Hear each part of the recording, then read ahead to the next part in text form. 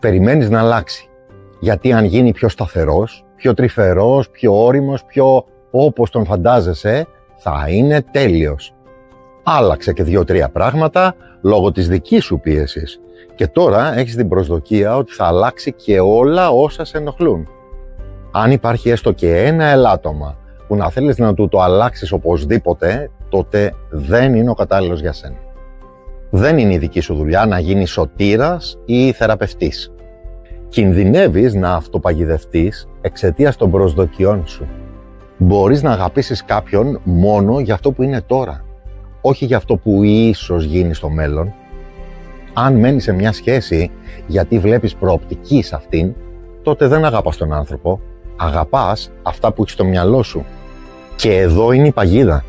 Οι άνθρωποι αλλάζουν μόνο όταν το θελήσουν οι ίδιοι, όχι όταν το θέλεις εσύ. Ήρθε η ώρα να σταματήσεις να περιμένεις την αλλαγή του, να ξεκαθαρίσεις τι πραγματικά θέλεις. Κάνε το πρώτο βήμα σήμερα. Στείλε μήνυμα και κλείσε μια δωρεάν συνεδρία μαζί μου.